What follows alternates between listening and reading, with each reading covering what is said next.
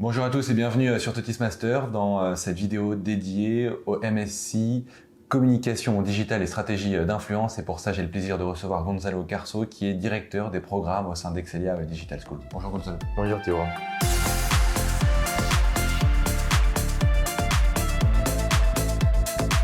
Gonzalo, pour commencer, est-ce que vous pourriez nous présenter de manière globale ce Master of Science? Donc, c'est une formation pour l'encadrer tout d'abord dans Excelia Digital School, que c'est une des 5 écoles du groupe Excelia.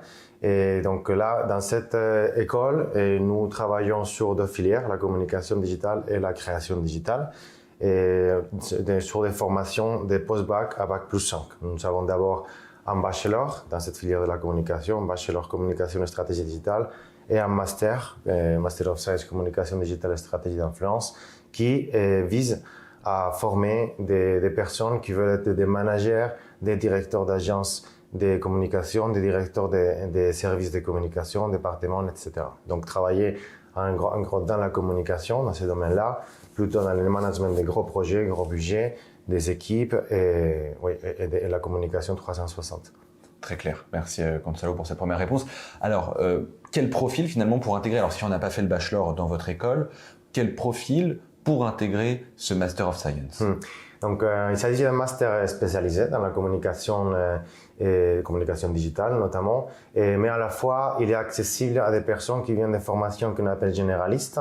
Et ce qu'on demande, c'est d'avoir un projet clair, défini dans la communication et aussi des expériences, quelques expériences dans la communication. Par exemple, il peut y avoir une personne qui vient de la gestion, du business, un BTS plus 3e année de bachelor, d'un DUT ou BUT aujourd'hui, et qui a fait, c'est le cas, et des personnes qui ont fait déjà des stages, par exemple dans la communication, ou qui ont entrepris ou qui ont qui ont développé des projets personnels en lien avec ce domaine-là, que finalement c'est un domaine, la communication, où il y a beaucoup de passionnés, il y a beaucoup de personnes qui, en dehors de leurs études, ouvrent un site web ou des profils réseaux sociaux ou travaillent pour des familiaux ou des proches sur la communication pour des petits entrepreneurs pour les aider. Donc ces expériences-là comptent beaucoup pour après perfectionner ses compétences dans le domaine de la communication avec notre master de 2 ans.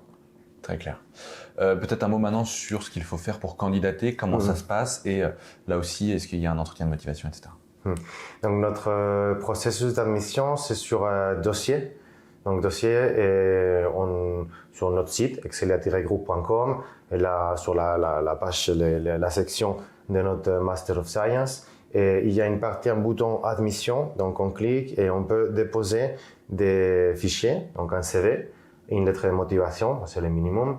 Et après, on recommande tout autre document, par exemple une lettre de recommandation, par exemple dans la communication, quand c'est un domaine finalement assez visuel, tout support que vous avez développé en lien avec la communication, et ça peut être des copies d'écran des sites web, ça peut être même des projets professionnels que vous avez développés dans le cadre des études précédentes.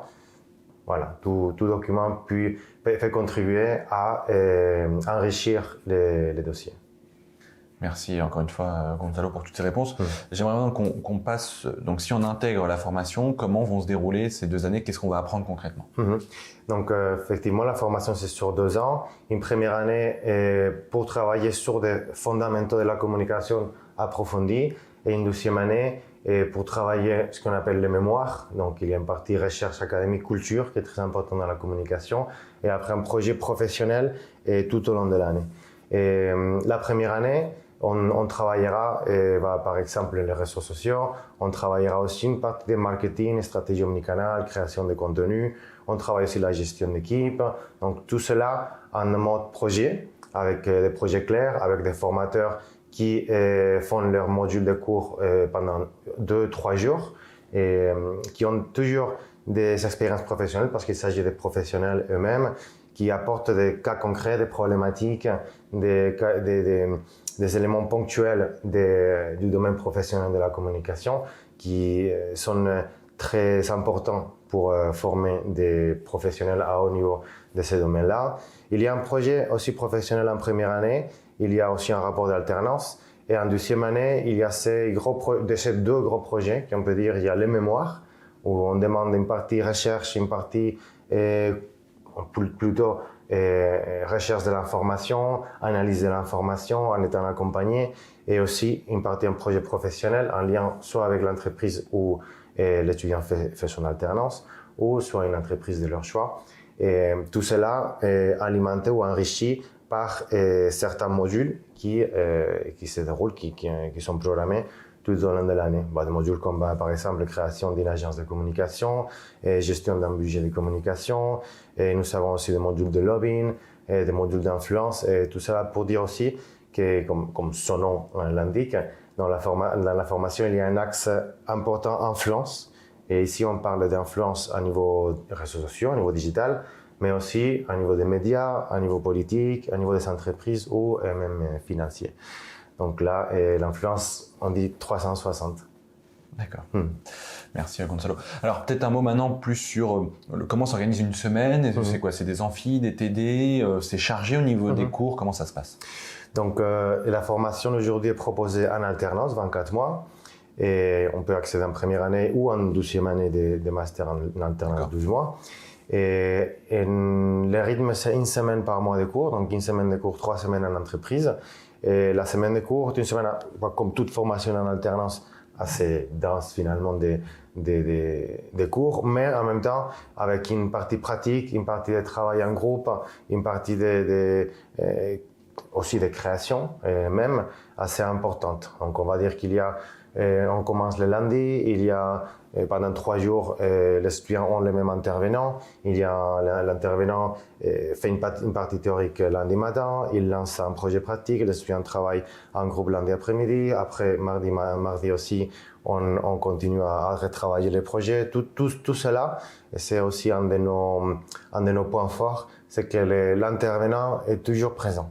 L'intervenant est toujours, bueno, presque toujours, présent autant pour la partie plus magistrale qui existe aussi, que pour la partie pratique, travail en groupe. Voilà, il oriente, il accompagne, il s'arrête avec un groupe d'étudiants, il conseille sur certains points, ce qui est très riche, très riche ce travail. C'est parce que il y a la partie travail sur un projet pratique qui est fondamental aujourd'hui, surtout dans un master. Donc on dit aux étudiants que là, pendant la formation, ils ont le droit de se tromper et même ils doivent se tromper pendant la formation. Donc c'est là où il faut qu'ils prennent des risques, qu'ils proposent des choses un peu qui sortent un peu du cadre, parce qu'après il y a l'intervenant, et pas que cet intervenant, mais plusieurs. Il y a finalement une vingtaine de professionnels par an qui vont les accompagner et qui vont les adapter, dire oui, peut-être pas ça comme ça, il faut modifier ici, il faut modifier là, et rappelez-vous qu'il y a les budgets à respecter, et qu'il y a aussi les publics, peut-être ne va pas comprendre ces messages comme ça, il faut aussi penser aux médias, il faut aussi, voilà. Donc là, c'est ça, c'est la partie riche en fait, c'est la partie riche aussi Excelia, c'est le réseau finalement que nous avons à Excelia, que nous avons un réseau pluridisciplinaire, autant dans le management, dans le business, que dans le tourisme, que dans la création, la communication, même l'immobilier, qui finalement est mis au profit dans ce qui nous concerne la communication, autant pour la recherche d'alternance, autant aussi pour la recherche des enseignants, aussi pour les projets en lien avec des entreprises. Nous proposons tout le temps, de manière régulière, des projets, des problématiques d'entreprises réelles en lien avec notre réseau, pour que les étudiants travaillent en lien avec l'entreprise même. Après, ils ont un retour critique de l'entreprise. Et voilà, c'est un peu tout. Merci pour cette réponse très complète. J'aimerais maintenant qu'on avance un petit peu. Voilà, il y a beaucoup de formations en communication, digitale, etc. Selon vous, qu'est-ce qui va vraiment différencier, à part ce que vous avez déjà dit, donc le réseau, etc., mais voilà, cette formation dans cette grande école par rapport à d'autres? Ouais, effectivement, on voit aujourd'hui, j'imagine que tout étudiant qui s'intéresse à la communication voit énormément de formations. Et à droite à gauche, nous avons un master qui a lieu à Niort, à Niort, à côté de La Rochelle, dans un centre qui s'appelle Centre du Guesclin, c'est un centre-ville de Niort, et très bien aménagé aussi pour la création et la communication. Et donc il y a un de nos atouts, c'est surtout Bon, je peux dire plusieurs choses, mais une des choses, comme j'ai dit tout à l'heure, c'est que l'enseignant est toujours présent. C'est un enseignant qui est réputé dans son domaine. Il est toujours présent, il est toujours disponible, il est passionné. On les sélectionne aussi pour ça, pour leur passion. Et il y a aussi notre force. J'ai dit tout à l'heure aussi, les réseaux Excelia pluridisciplinaires, c'est aussi une force par rapport à une école très sectorielle. C'est une école pluridisciplinaire qui a aussi une école sectorielle comme Excelia Digital School. Et les projets professionnels en lien avec notre réseau, c'est un autre atout, grand atout aussi.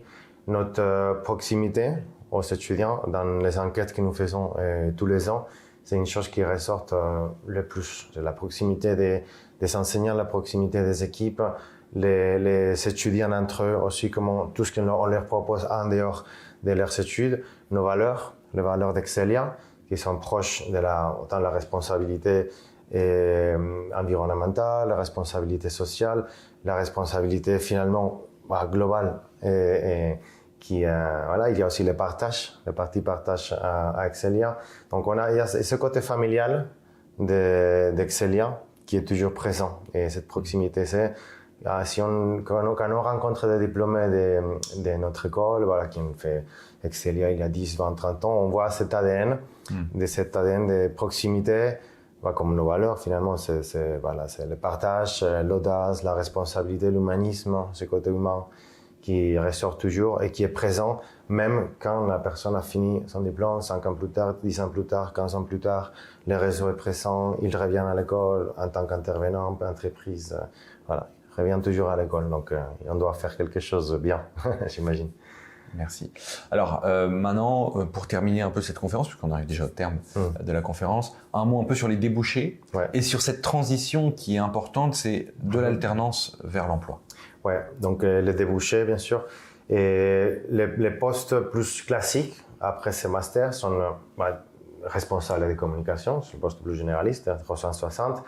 Directeur d'une agence de communication, si on a cette fibre un peu plus entrepreneuriale, et responsable ou plus tard directeur aussi d'un service, d'un département de communication. Voilà, c'est le poste plus généraliste.